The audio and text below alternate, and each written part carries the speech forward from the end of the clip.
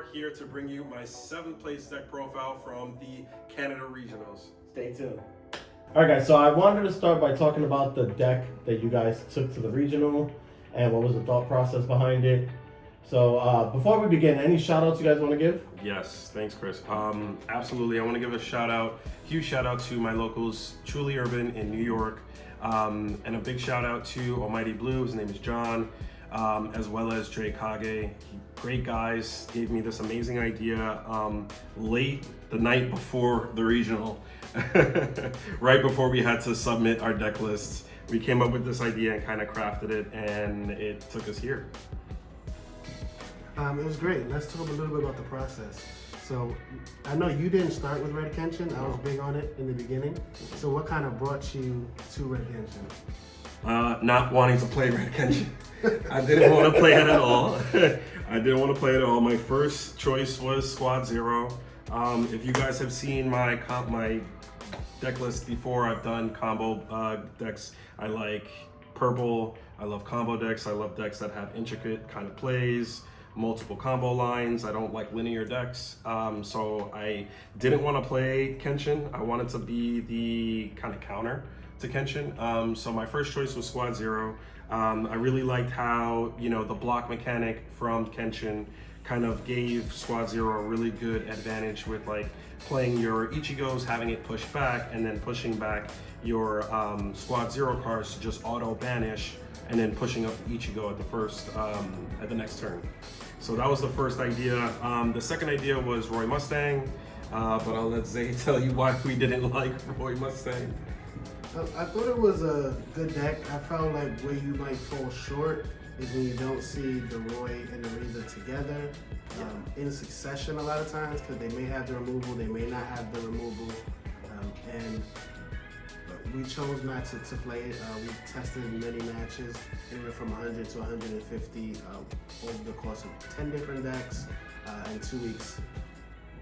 So we didn't end up on Roy. There was another deck as well, Purple Saito. As we call the Flying Dutchman. The Flying Dutchman. You were big on this deck before, and literally like 4 days before the tournament, you was like, if I have to play Kenshin, like I'd rather play this. Yeah. Why didn't you end up going to play Saito? So my issue with Saito is that we kind of came to the consensus that it was like 6 or bust. It's like you get your 6 drop, it's incredible. If you don't have your 6 drop, you don't have a lot of 4K pressure, you're getting rushed down by Kenshin, you're getting rushed down by other decks. You might see Lancelot come out of nowhere and knock you out. But when it feels good, it feels good. Like when you're hitting the impact snipe, it's incredible, but I didn't like the matchups that I didn't see the 6 drop. I still think it's an incredible deck and it does pop off. I'm not gonna lie, it's an amazing deck, but I need something that has multiple play lines, like I said, and has a lot of like niche things that you could do. So that's kind of like my play style. And it fit, but I didn't see through all of our testing that it was able to actually keep up. I felt like it was a tad bit under Red Kenshin. So that's why it kind of brought me to trying out the deck. And I think the first time I actually sat down, and as Zay said, we played like 2 weeks of just straight testing, at least 100 to 150 games with like 4 or 5 different decks, different variations. With Squad, I even tried Byakuga, I tried Renji, I tried Renji Rush, I tried a pure Squad Zero build, I tried Roy, I even pulled Mahito out and was like, let's try Mahito just in case. And we even tried Sukuna, and all of them there was a little bit too far under. I think Roy and Squad and Purple is probably the closest counters to the deck, and the aggression that it gives. But I didn't feel like it was right. It was there. I consistently lost to Impact and pushback Impact, or like double strike Impact. Like it was just too much. So I was like, you know what? Let's give it a shot. And that was, I want to say, Tuesday. The night before we left. the night before we left to the tournament was the first time I picked up the deck and actually piloted it for myself. Then we got to the hotel, we tried it out there, and then led us to the night where we kind of like crafted with our guys from our locals and came up with a new invention that we came up with. All right, we're gonna get into that deck profile right now. Let's do it. Alrighty guys, let's get into the deck profile. So this was our V1 build. Very similar to a lot of people's builds coming before Canada. We reviewed a lot of different deck lists on experts, some topping lists, and this is where we came to. One of the major changes you'll see is that this would be this card. What we felt is that we wanted to go into a little bit more of an aggressive stance, having the 4-2, going into a lot of Kenshin mirrors. We're expecting a lot of Kenshin mirrors, and what do we need to kind of get over that when all you can do is push back cards, and we have a lack of removal. This added a little extra removal. I'll let Zay give you a little bit more pointers as why we chose that card. This is a really good card, allowing you to draw twice, and the longer this stays on the board, the more advantage that you get in the mirror. Being able to start your turn using this card, maybe if you have double oath, like you use one early game and then you use one to summon this card. If this lingers, you can do it again, see another card before you even start tapping AP. We felt like 3 was the good number to see 1 per game. 2, sometimes like we're missing it. Other times we saw it really late, and we kind of wanted to give ourselves to be able to see it early, get the advantage. If not, we just trash it. Yahiko was really good, being a 2000. If you open up multiple, people can't really kind of play the game of chicken where they're kind of hoping that you just push back their stuff. We get real aggressive with these cards. This was a good value card. Just being able to give us more advantage. We really wanted to make sure that we see the appropriate cards when we needed to as much as possible. This also has a nifty rest ability. If we ever get into a sticky situation, we need to rest something, you get your impact through. This was also a really good utility card. So yeah, I think one of the things with this card that was really good was, like, if you see that you summoned your impact already, and now you probably don't have another impactor, like Zay was saying, like, you can actually use that, rest a card down, swing your impact through. It was also really nice off of the 1-drop, just because you can search a card, get it, draw, pitch it, then draw another card. It was also really good off of the double strike. But I didn't really like it getting hit out of life and not having any trigger. I don't know if the draw was as necessary, especially when you had these 8 cards here as a draw trigger. You also had these 2 cards here as a draw trigger, and then you were also searching. So I didn't know if this was gonna be exactly as impactful as we wanted to. So the total amount of zeros that we played were 11. We played 4 1-drops. We played 2 of the 4Ks on your opponent's turn. Obviously your Caro package, obviously your color, and then everything else is pretty self-explanatory. However, we did have some cards that we had in the mix of, like, tech choices or like options, things that we were looking at through experts. Zay has a couple that he wanted to talk about as well. I know that the 11-0 might be an interesting change or a meta shift from LA Regional, where a lot of people were playing 14 zeros, trying to be really aggressive. I personally didn't love the draw 1, drop 1 card, especially with the Search Kenshin. A lot of time when you're drawing your 7 cards in UA, you want to see curb, so ideally 0, 1, 2, 3, and then top end, and you just draw 0, 1, 2, 3. You're not going to mulligan that. Now, if you're pitching, you might be pitching something off curb. You might be drawing into another card that you might need. So especially with the extra searching, I really never wanted to see this card, so we chose not to play it. I know a lot of people also like different energy doublers like this. I really felt like in testing, if you don't see this card and the mirror does, it makes the game very hard for you. Even in other matchups, like matchups in general that weren't the mirror, it was really hard to win. So we really did want to increase the energy doublers, but I feel like this was slow. So my psychology on this card was, I'm not gonna play this card as my front row card and hope that it moves to the background. And this card is better early than late. So if I draw this late on my 3rd AP turn, I'm 0, 1, 2, 3. I play this. I'm still not really playing on double energy. I'd rather see this. I'm playing on a turn behind my opponent. So at that point, I'd rather just play a real double energy right away, and then I can get into my really explosive output turns. Right. And then there was another card that I saw late the night before we left, and it would be the Caro. That when you played, let me just read it over so I don't lie to you guys. When you played, if on the energy line, you may place one card from your hand to the sideline. If you do, switch this card to active. Active main, switch to resting. Choose one other character in your field. It gains 1,000 till the end of the turn. And it is an active trigger. I see why this can be a cool card that a lot of people would like. But the problem with this is it's a bit too slow. One, it's another card that you're playing that doesn't add to your Kenshin packages. And I get that you could just leave it in the energy line and, you know, switch to resting, buff cards. But this kind of leads us to what we did choose to use this card instead, that gave us a little bit more options, and then also still had the active trigger, which leads us to the switch that we made for the actual tournament. So what we wanted to do was, how do we keep the deck exactly the way that it was supposed to be, exactly how it should play, and still allow it to have the same impact?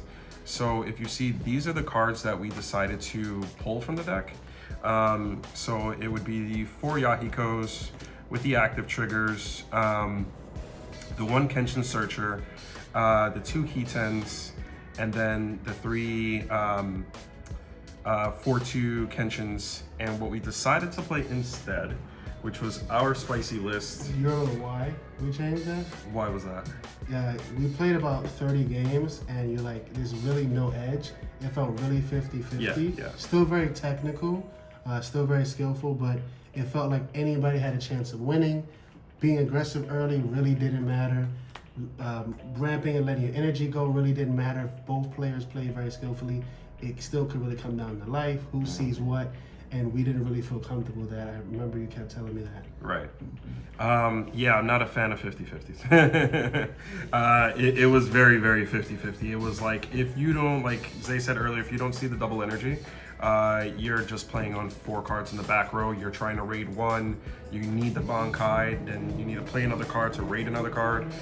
So if you don't see these cards, they're bad. The deck significantly like slows down.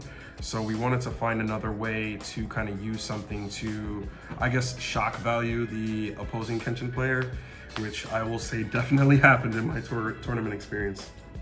So the card that we started with was 4 of the 0-drop Sonosuke's. He's a get trigger, 1500, very generic, basic. The next card that we decided to do was the Sonosuke in the 1-drop. He's a 25k active trigger, and then 3 of the raids, which is just a devastating card.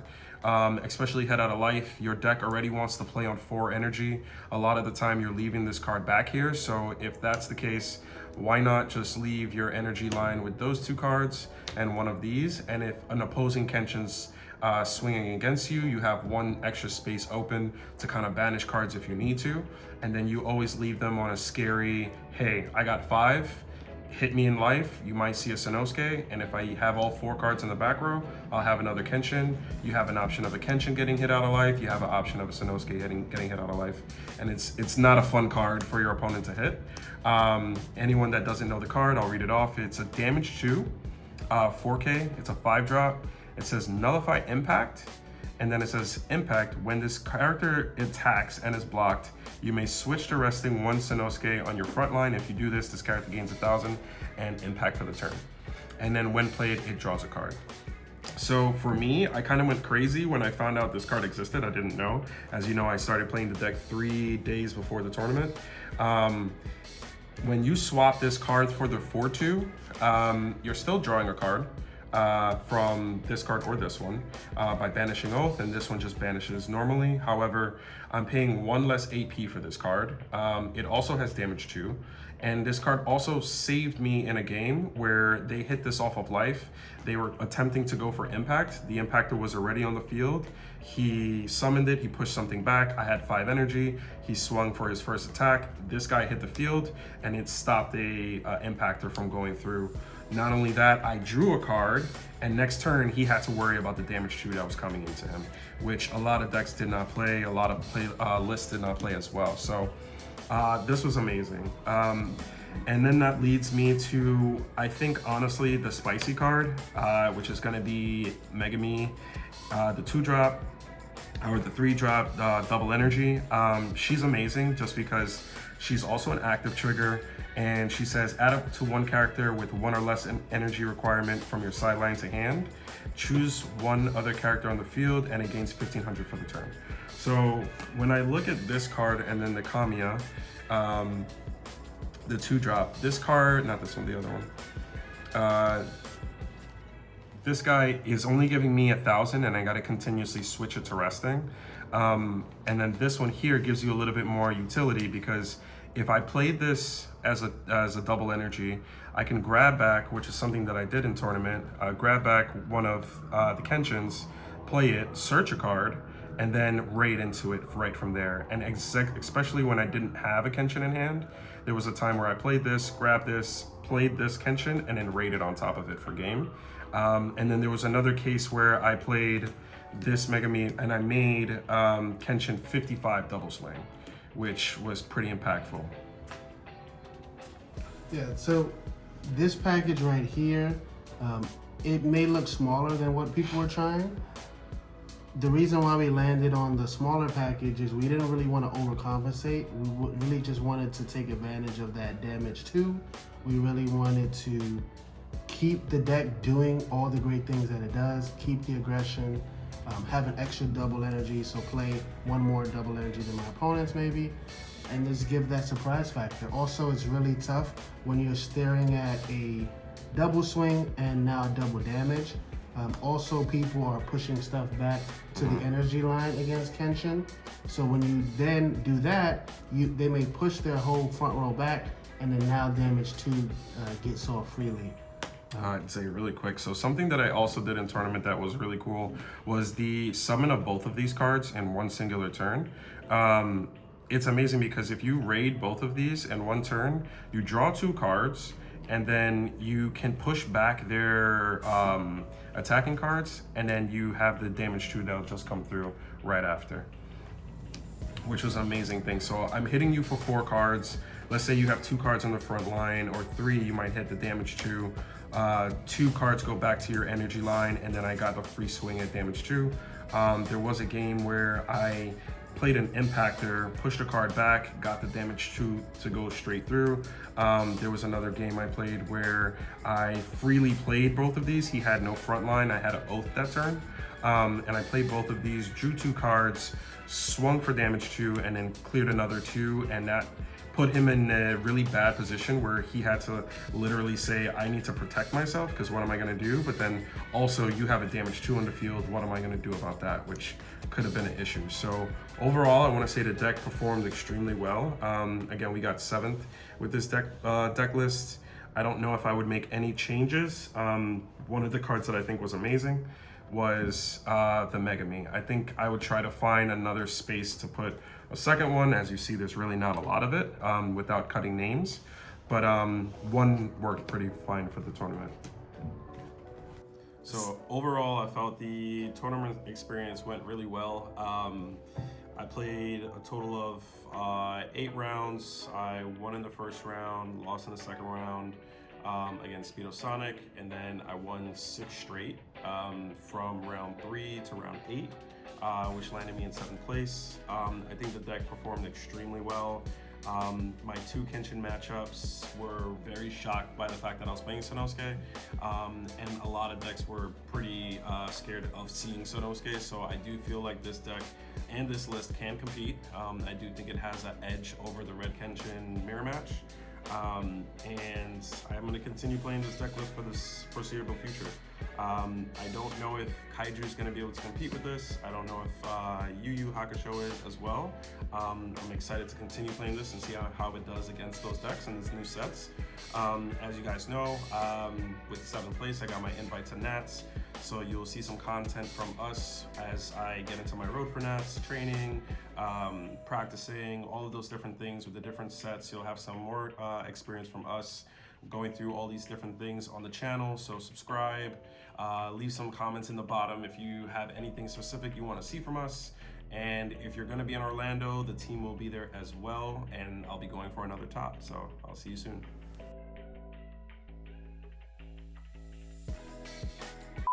What's up? We're back, guys. I'm Explosive Chris from Team Union Arena HQ. This is Zay. And finally, Yeah. No, it's not that. Do that again. Take two. 1, 2, 3. We're back. Explosive Chris. And Zay. And Black Noir here to bring you my 7-place deck profile from the Canada Regionals. Stay tuned. Love it, guys. See what happens when I Probably the best one we had.